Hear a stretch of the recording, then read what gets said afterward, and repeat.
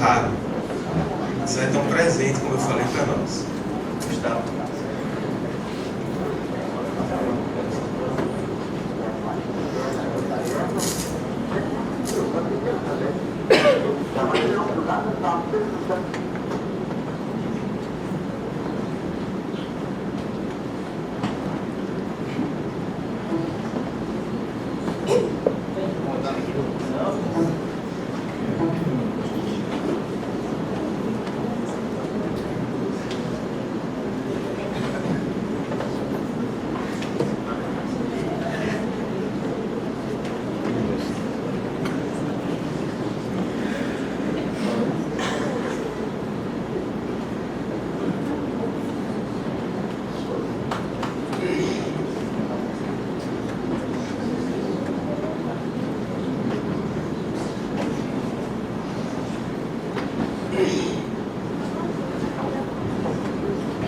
Bom dia a todos. Satisfação imensa mais uma vez, professor Facex, de estarmos aqui essa manhã, como o professor falou. É um presente não só para vocês podem ter certeza absoluta, como para mim, que vou ser professor de História também, estou estudando essa professor de História, mas um presente principalmente para esses dois que estão aqui, para esses três que estão aqui. Nós temos também um filho de um deles. Então é um incrível presente que nós estamos tendo no dia de hoje. Gente, aproveitem bastante. É um momento, como o professor falou, extremamente raro, extremamente importante. Vocês vão entender hoje por que nós estamos aqui, por que esses senhores estão aqui, por que eles estão usando essa boinazinha e tudo. Que história é essa? Por que a gente trouxe hoje, essa manhã, vocês aqui, vocês reunidos? Por que a gente está aqui hoje? Alguma razão tem. Certo? Então, de antemão, as dúvidas vão pintar, vocês vão querer descobrir coisas, ver coisas. Então, vocês, sei lá, se possível, se vocês têm como anotar, vocês anotam, ou enfim, gravam na mente.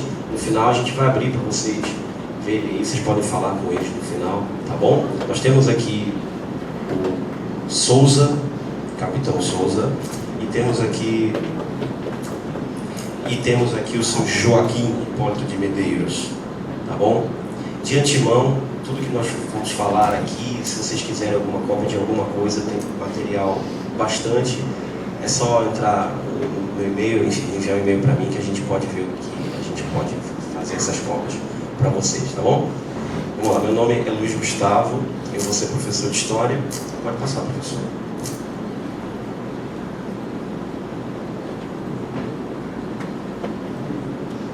Ok.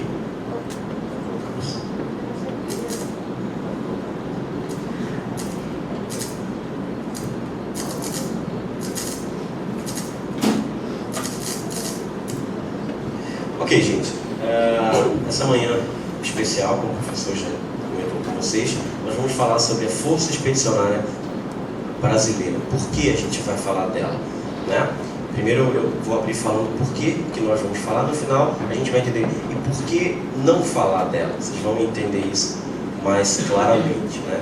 Bom, trata-se que nós, o Brasil, foi sim, atuou sim, efetivamente na Segunda Guerra Mundial.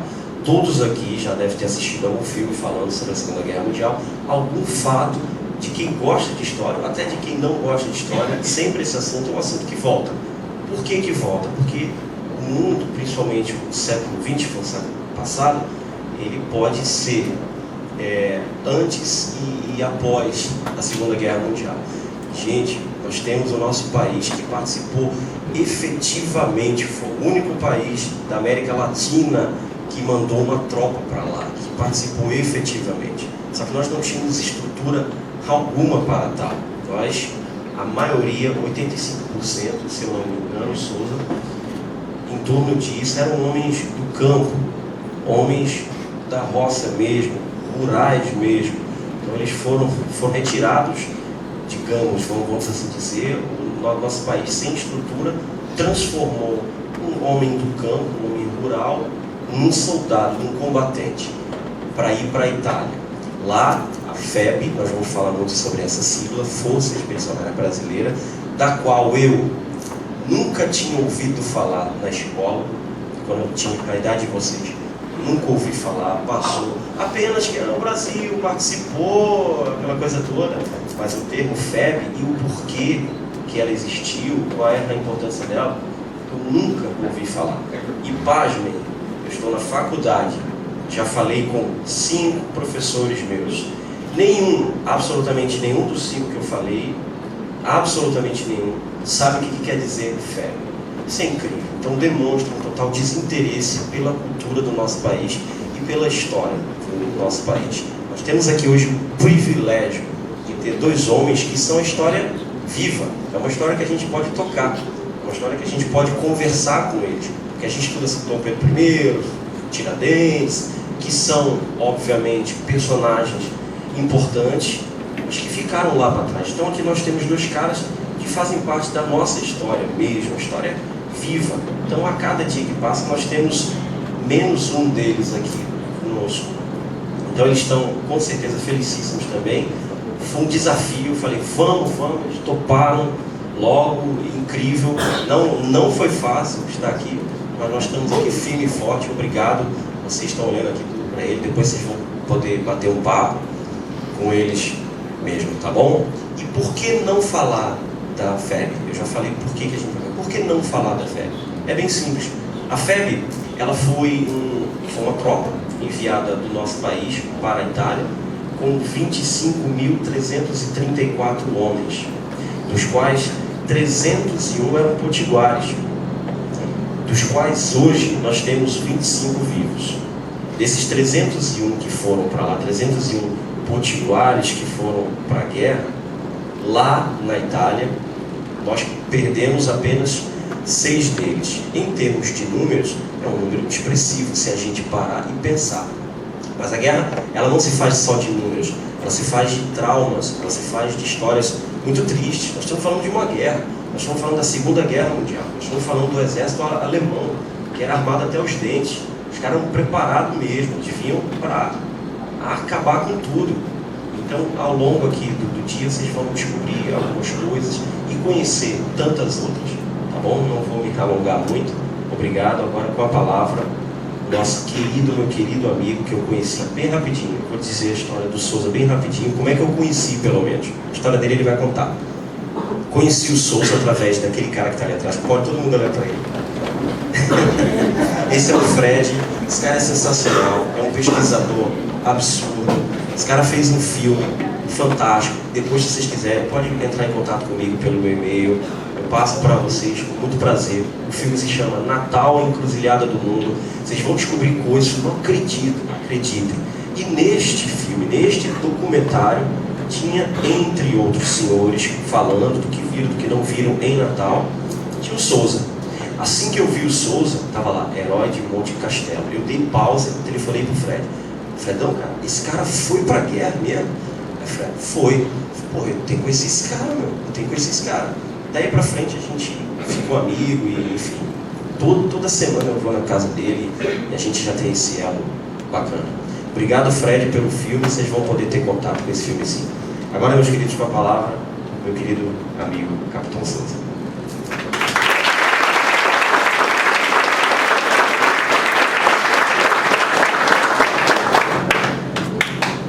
Bom dia mais uma vez. Para mim é um prazer imenso voltar aqui a essa casa onde eu já estive e dessa vez a reprise aqui está sendo maravilhosa. Obrigado a vocês pela recepção, pela palma. Obrigado ao professor Wagner que tem coordenado tudo isso. O Fred, a quem eu prezo de coração, juntamente com o Gustavo e todos que aqui estão. Eu só tenho uma pequena reclamação a fazer, que foi fruto de uma reclamação do meu companheiro Joaquim. Que alguém lá embaixo, na sala dos professores, o chamou de bem-vindo, e o nome dele é Joaquim. Por isso, essa pequena reclamação, e demais, tudo bem, é um prazer estar aqui à disposição de vocês. Nós temos sim, como o Luiz Gustavo falou, uma história do Rio Grande do Norte na Segunda Guerra Mundial. Nós participamos dessa guerra. Essa guerra foi uma guerra que transformou o mundo, né? Surgiram países, desapareceram países. Nenhum país desse planeta Terra foi mais o mesmo pós a Segunda Guerra Mundial, que foi o maior acontecimento do século XX. Vocês viram que não existia um país chamado Israel, vocês sabem que outros também desapareceram, Palestina e tantos outros. Então, e o Brasil se tornou, né, por esse motivo e nessa ocasião, conhecido do mundo inteiro, porque até então, e o Joaquim Hipólito sabe disso, quando nós chegarmos na Itália, todo mundo supunha que a capital do Brasil era Buenos Aires. Buenos Aires é bonita, tenho vontade de conhecer, etc. e tal, e na realidade todo mundo desconhecia o Rio de Janeiro até como capital do país. Fora disso, o Brasil se projetou no mundo, não foi por outros motivos, senão a nossa participação na Segunda Guerra, que o Brasil conseguiu emplacar um secretário-geral da ONU. Teve um brasileiro chamado Oswaldo Aranha, que foi secretário-geral da ONU, graças à nossa coparticipação na Segunda Guerra Mundial. Temos até então, aqui no Rio Grande do Norte, até o palito que nós usávamos vinha de Portugal, palitos portugueses, eram importados, não tínhamos indústria, não tínhamos nada. E pós-Segunda Guerra, a participação do Brasil ensejou não só Volta Redonda como indústria consolidada do aço, etc., e sem o aço pouca coisa se produz, só artesanato. Então tudo isso nos veio através do esforço desses homens que, como o Joaquim, olhem bem para ele, por favor. Joaquim era simplesmente um trabalhador do campo, com a enxada, limpando o mato. Esse homem se transformou num soldado capaz de lutar em igualdade de condições contra os alemães e em igualdade de condições com os americanos super treinados. Nós lutamos junto a uma divisão chamada Divisão de Montanha, que passou 2 anos treinando em subir montanha no Colorado, nos Estados Unidos. E foi lá lutar conosco, e nós lutamos de igual para igual, em igualdade de condições, dificuldades, etc. Só essa transformação foi um feito extraordinário para a Força Expedicionária Brasileira. Então eu poderia até aqui, talvez nem todos estejam a par, mas houve um general romano que uma vez perguntado por uma campanha que fez, ele respondeu: fui, vi e venci. A Força Expedicionária, mudando o que tiver de ser mudado, ou seja, mutasse, mudando, poderia ser a mesma coisa. Nós saímos daqui, vimos e vencemos. Fomos, vimos e vencemos. Dificuldades 1000. Trabalho insano. Perigos enormes, mas vencemos, graças a Deus. E aqui estamos nós, contando uma história para vocês, de viva voz, e esperamos que vocês entendam que esse Brasil não é só nosso, não. Nós que fomos da FEB, da Força Expedicionária Brasileira. Esse Brasil é principalmente de vocês, dessa juventude, dessa força que emerge agora no país, nesse estágio do mundo. São vocês a mora desse país, e é em vocês que nós outros, os velhinhos, 92 anos, 89, confiam para que os nossos netos estejam bem melhor do que nós fomos, do que vocês estão. Em princípio, muito obrigado.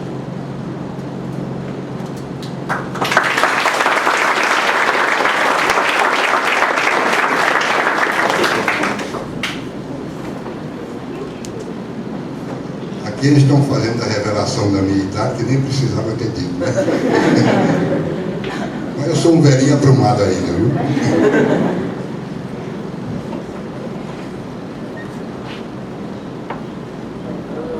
Aí estão vendo a minha juventude, 16, 17 anos, foi nesse momento que eu era estudante aí do Ateneu, antigo Ateneu, não é esse atual, ali onde hoje é a Secretaria de Finanças da Prefeitura, e dali eu transpus um murozinho que dividia do quartel e me apresentei como voluntário para o Exército.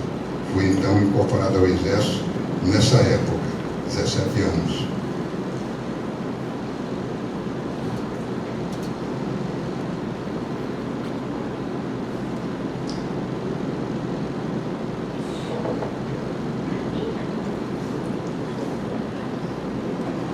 Está aí o Joaquim, esse febiano, com 92 anos de idade, veio direto do interior para servir ao Exército, foi incorporado inicialmente no 16 PI, lá em Tirol, e de lá foi designado para a Força Expedicionária, e está aí um chefe de família, um avô dedicado aos netos e aos filhos, a quem educou, e depois de passar por dificuldades incríveis lá na Itália. Ele, inclusive, foi um dos que foram por último, dos últimos escalões, mas ainda teve a oportunidade, como ele há pouco nos estava dizendo, de sentir na pele o que foi a guerra em função dos tiros, dos canhões, metralhadoras, etc.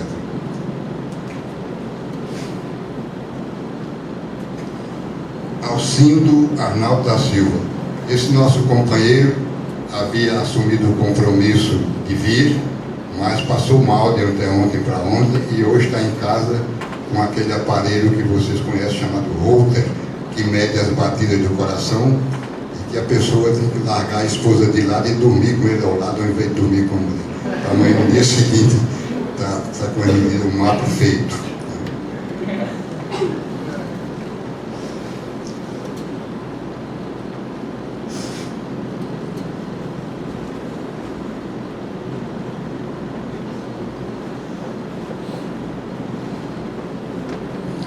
Pronto. Aí está o que eu diria a caracterização humana de um herói. Cleanto, homem de Siqueira. Acho que ele nasceu para isso, porque ele já nasceu com o sobrenome de homem. Então, aí está o filho dele, Carlos Siqueira, que nos está brindando com a sua presença, nos homenageando, inclusive, com a sua presença. Mas o Cleanto também viajou junto comigo aqui, em 22 de junho de 1944, e foi um dos heróis da FEB que se destacaram lá, e sobretudo ele fez, depois que voltou, que é muito importante isso, fez um grande trabalho aqui no Rio Grande do Norte, porque daqui ele não saiu.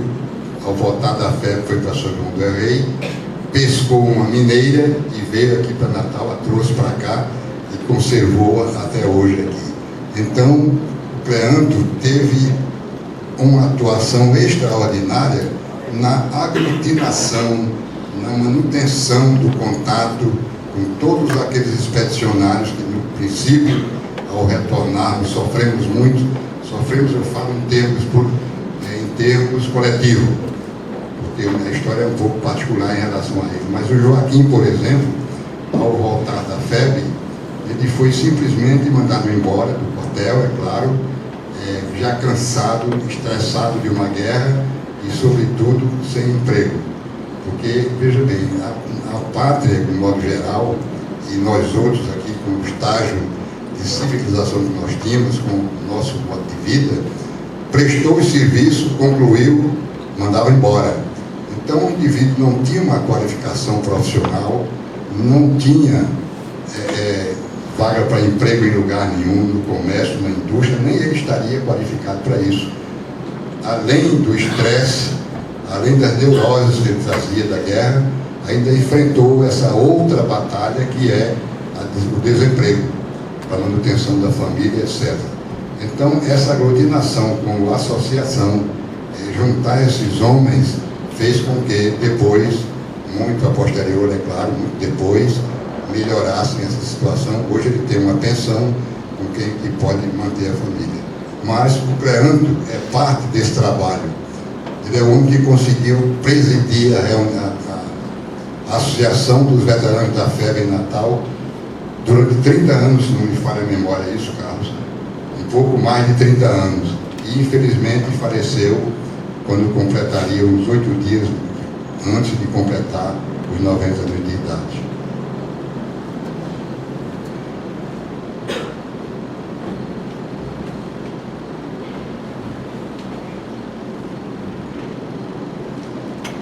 Contexto geral da FEB. Natal, aquela época, vocês devem, depois, se puderem, assistam aquele filme Natal, Encruzilhada do Mundo. Nós vivíamos aqui um clima de guerra. A cidade do Natal é uma cidade pequena, mas chegaram aqui os americanos e começaram então a construção da base aérea de Parnamirim. E nesse momento, então, eles precisavam de mão de obra, porque que havia aqui em Natal era pouco. Então veio todo mundo do interior, gente mais, a cidade praticamente duplicou. Uma população flutuante, população que ia e vinha para trabalhar em Parnamirim e, consequentemente, inchou a cidade, dificultou, inclusive, a alimentação, dificuldade de aquisição de alimentação, faltaram alguns produtos de uso comum. Então, tudo isso ocorreu aqui em Natal naquela época e todas as casas de Natal naquela época tinham, no mínimo, um soldado do Exército, ou da Aeronáutica depois da Marinha, nas casas. Toda a família tinha um soldado. Tanto é que hoje existe muito aqui em Natal, muitos chamados ex-combatentes, pessoas que ficaram no litoral, vigiando o litoral com a perspectiva de que os alemães poderiam desembarcar de submarino em botes de borracha e fazer sabotagem em Parnamirim. Era esse o contexto, quando então Getúlio Vargas se encontrou com Roosevelt aqui em Natal. Isso é uma história sabida por todos e que depois nós poderíamos então, em umas perguntas, esclarecer mais sobre o assunto.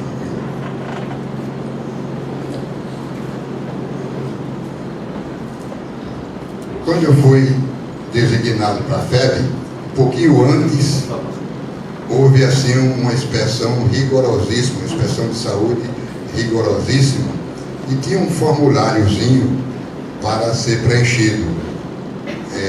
Aquele que fosse aprovado, a pergunta era: em caso de necessidade, participaria de uma guerra? E a minha resposta foi positiva, não poderia ser outra. Eu fui voluntário para o Exército, de repente, uma pergunta dessa, eu estava, depois de ver o clamor dos nossos navios da PIC, 30 e poucos navios da PIC, eu tenho descrição terrível desses afundamentos, então não poderia ser outra a resposta que eu fiz no formulário. E por causa dessa resposta, é claro, eu fui um dos primeiros, juntamente com o Cleante e outros, selecionados para participar da Força Expedicionária Brasileira. Saímos daqui de Natal numa noite, saímos à meia-noite aqui, pegando naquela época o transporte era só trem, não havia estradas, então nós saímos aqui à meia-noite, fomos para o Recife. Lá nós passamos 8 dias, estávamos se reunindo, pessoal da Paraíba, de Alagoas, etc. Foi feito um grande contingente e nós embarcamos então para o Rio, num velho navio brasileiro, pela costa.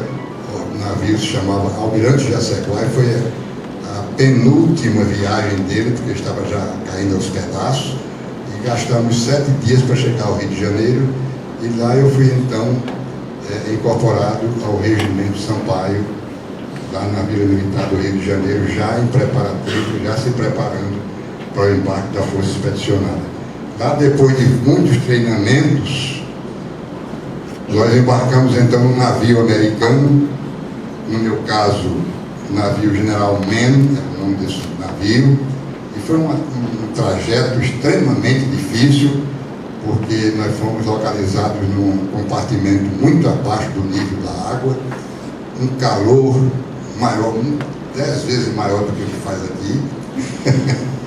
Então, e nós tomávamos, como o Joaquim falou lá embaixo, conversando com os professores, e o banho era banho salgado, chuveiros era água salgada. A gente tomava banho, não refrescava coisíssima alguma, e tem mais, éramos obrigados a portar um colete salva-vidas, mal cheiroso que só, porque já transportaram 1.001 tropas ali, e também correndo o risco, e houve efetivamente perseguição de submarinos alemães. Nós fomos escoltados daqui até Gibraltar por um misto de marinha americana e brasileira. Em Gibraltar nós fomos entregues à segurança da marinha inglesa e desembarcamos em Nápoles, na Itália, em outubro.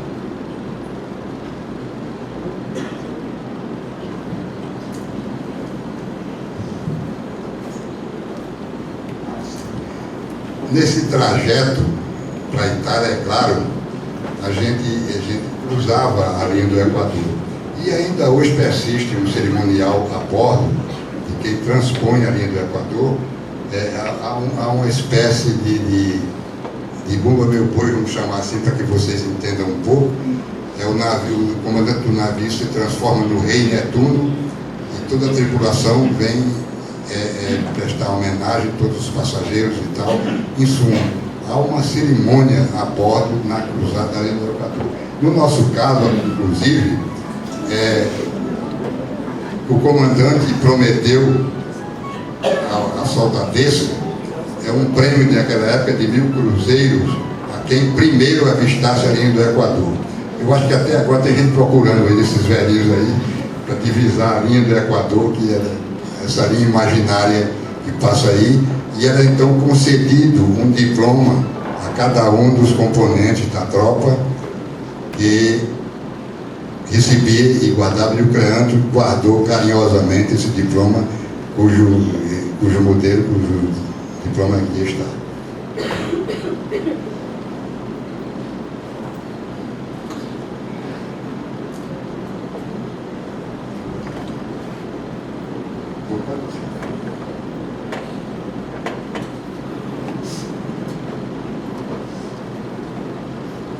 Eu vou ter que resumir um pouco a palestra na medida do possível, esse nosso bate-papo aqui.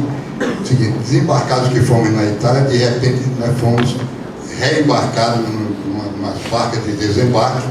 Tivemos mais 36 horas a bordo do naviozinho pequeno que jogava, que eu nem sei, todo mundo enjoou, e no meu caso até a tripulação enjoou, menos eu, aqui o Matuto do Rio Grande do Norte não enjoou, graças a Deus, né?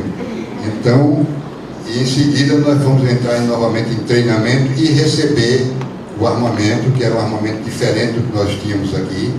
Era um armamento americano, armas, por exemplo, bazuca, nós jamais havíamos visto uma bazuca, que lança-rojão. Então nós tínhamos que nos prepararmos a respeito disso, desse armamento, conhecer, e logo em seguida, essa preparação, houve um exercício geral de combate, subindo o morro, descendo o morro, esses exercícios comuns que vocês veem por aí, em filmes, e esse exercício foi observado por uma comissão militar americana que achou que nós estávamos aptos, prontos para o combate. Foi aí então que já, chegando assim mês de outubro, etc. e tal, nós estávamos nesse treinamento, e no dia 29 de novembro de 1944, o meu batalhão, o primeiro batalhão do Regimento Sampaio, foi lançado em combate para tomar Monte Castelo. Foi um dia péssimo, terrível, porque foi o terceiro fracasso de tropas que tentavam atacar. Por que o Monte Castelo? Às vezes a pessoa ouve falar em Monte Castelo e pensa numa fortaleza, muito difícil. Na realidade era uma elevação muito bem fortificada, mas que criava obstáculos, impedia a chegada das provisões da tropa americana até Bolonha. O trajeto entre Pistoia e Bolonha é a estrada chamada Rota, a estrada 64. Então, como o suprimento teria que passar por ali, os alemães estrategicamente se situaram em Monte Castelo e impediam que os suprimentos chegassem em Bolonha, onde o 8º Exército inglês vinha tentando já há muito tempo tentar tomar a cidade de Bolonha sem conseguir.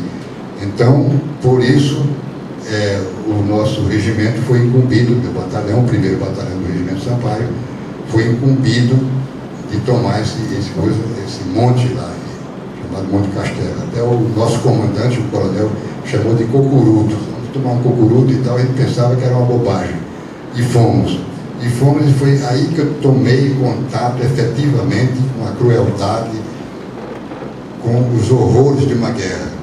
Que nós partimos sob bombardeio dos alemães, tiros de metralhadora, de morteiro, de artilharia, não houve aviação, mas à medida que quando nós saímos do nosso buraco de apoio para avançar, começaram a haver as mortes, as baixas. Eu, particularmente, no meu pelotão, tive muitas baixas, a minha companhia foi praticamente dizimada. Eu tive que passar correndo por um colega, o sargento, um paraibano, o sargento Alencar, ele deitado de lado, segurando as vísceras que tinham caído aí com um estilhaço.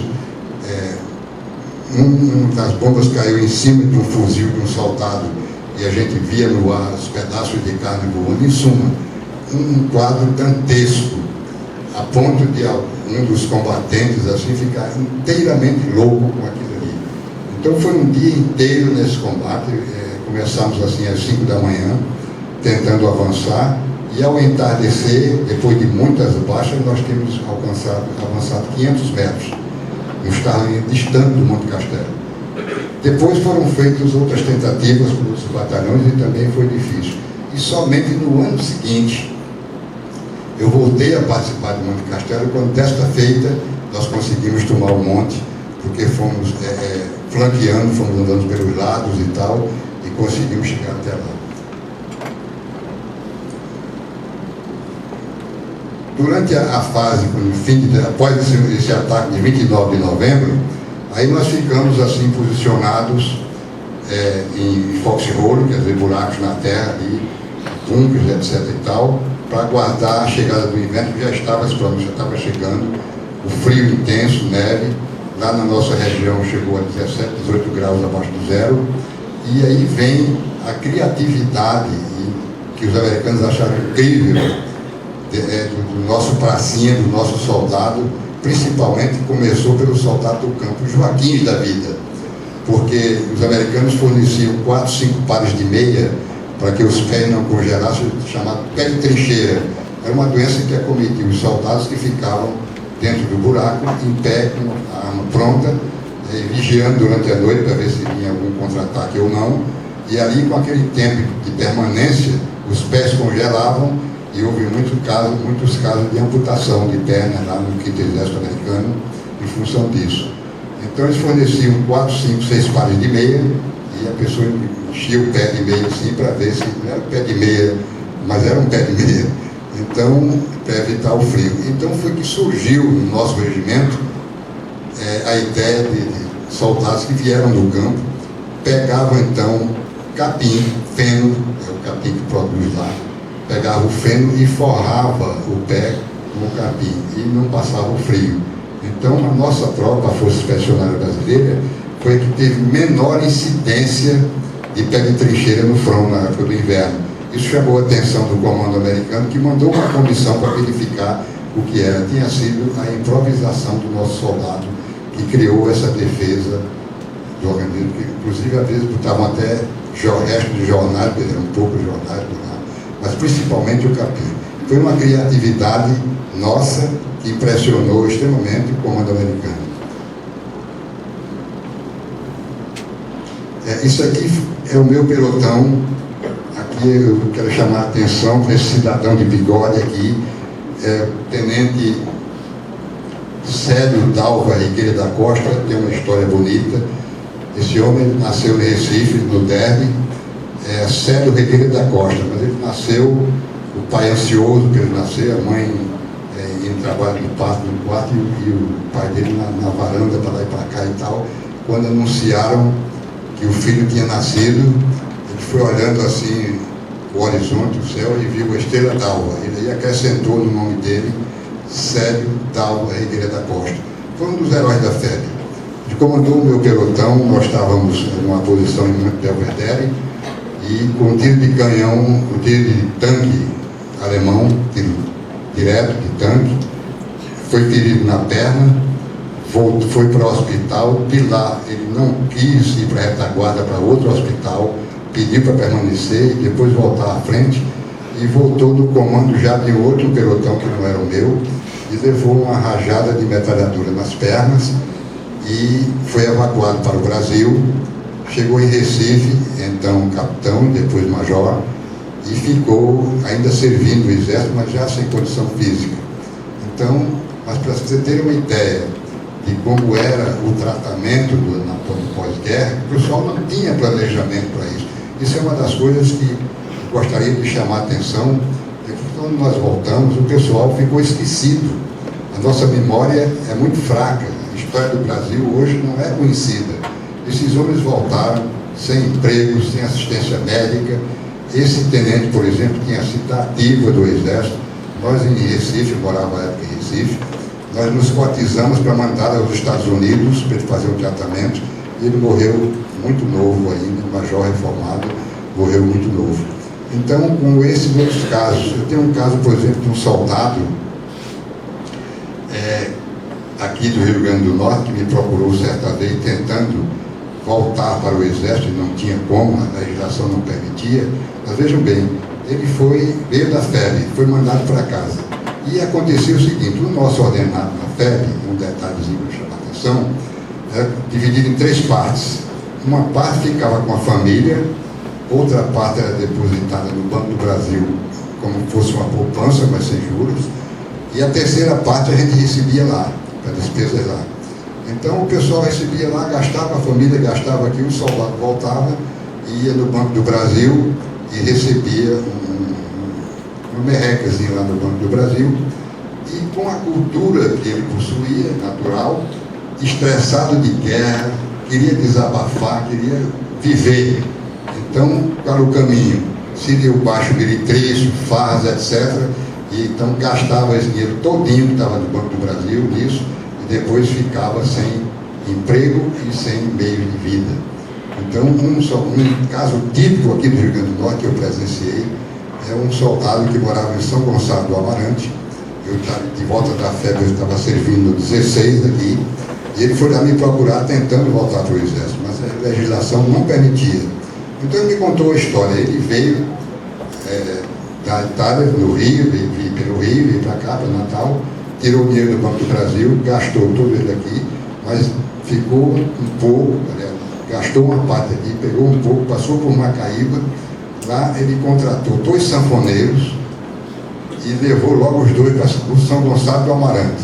Quando chegou em casa, em uma casinha lá em São Gonçalo, num sítiozinho, ele botou os caras para tocar e todo mundo ia dançar ali. Passaram uma semana dançando pela volta dele, e quando terminou a semana, tinha gasto o dinheiro todinho, ainda estava devendo meia dúzia de garrafa de cerveja na bodega. Então, depois ele se viu perdido, não tinha meio, não tinha dinheiro, não tinha como sobreviver. Veio me procurar aqui no quartel do 16 para ver se era possível voltar ao Exército, e não era possível, e eu tomei conhecimento dessa história. Mas isso aí não foi um caso isolado. Em Recife é a mesma coisa. Todo mundo desempregado, foi feita uma comissão de ex-combatentes, de veteranos da FEB, para procurar emprego para eles. Essa comissão chegava no comércio, na indústria, procurava emprego, colocava o cidadão lá, mas ele vinha impregnado daquela ideia que era um herói. Por quê? Porque ele fora recebido no Rio de Janeiro com flores, com abraços, que o retorno foi apoteótico, todo mundo foi à rua do Rio, os estudantes de modo geral, todos estavam lá para nos receber. E então ele chegava e começava a trabalhar, a menor reclamação que ele recebia, jogava, abandonava o emprego, ele dizia: eu sou um herói de guerra, não aceito isso não, porque ia embora. De novo desempregado, de novo sem medo. Foi aí que graçou, no meio dos ex-expedicionários, a tuberculose, que à época não tinha cura ainda, e muitos deles se foram doentes assim. Então são casos como esse, que felizmente hoje há uma evolução. Esse pessoal que vai para o Haiti volta, tem assistência psicológica, tem tratamento, etc. e tal. É um outro tratamento, ainda não ideal, porque na mesma época, 1944, 45, os americanos faziam o seguinte: ao repatriar o soldado, ele concedia uma bolsa de estudos com manutenção, e o indivíduo começaria a estudar recebendo a bolsa até a universidade. Mesmo que ele começasse, vamos supor, do fundamental, que não era o caso, ele chegaria à universidade custeado pelo governo. Então, tudo isso assim está sendo aos poucos mudando, graças a Deus, aqui no país. Ainda logo na época de inverno, foi a época em que o Brasil, as tropas brasileiras tiveram maior contato com a população americana. Aí estão vendo exemplos. Isso aqui sou eu, isso é um colega da Paraíba, na casa de uma família, porque nós nos abrigávamos durante o inverno. Tinha as posições lá fora, mas voltávamos e passavam algum tempo dentro das casas de pedra, com lareira, junto ao fogo ali, para se aquecer. Então, houve essa socialização com a população americana que ficava maravilhada com o tratamento que nós dispensávamos. Porque os americanos eram muito pragmáticos, muito frios, né? Os ingleses nem se falam, é uma distância enorme da população. E nós, brasileiros, espíritos latinos, nos dávamos muito bem com eles. A carência de alimentos, que os alemães culpavam tudo deles, alimentos e tudo, era enorme. Famílias e famílias passando fome no campo, mas fome mesmo, fome de não ter nada. Eu cheguei a dividir minha alimentação muitas vezes com crianças de 7, 8 anos de idade. Então eles ficavam extremamente gratos para com a tropa brasileira, e hoje, no caminho que a Força Expedicionária percorreu, somos nós, outros expedicionários, idolatrados lá. Tem monumentos, tem história. Nos primeiros tempos, quem ia passear na Itália, por exemplo, ao chegar ao hotel, já encontrava a conta paga, tudo pelos italianos agradecidos pelo tratamento que nós aqui recebemos. Então a gente confraternizava, então um exemplo de uma família, quando eu tirei fotografia na época de inverno, uma casa e tudo mais, aqueles ali. E até hoje eles têm lembrança. Eu me lembro que eu fiz uma mini palestra em um desses colégios e tinha um italiano que era novinho, de criancinha lá, mas os familiares dele contavam a história da passagem dos brasileiros.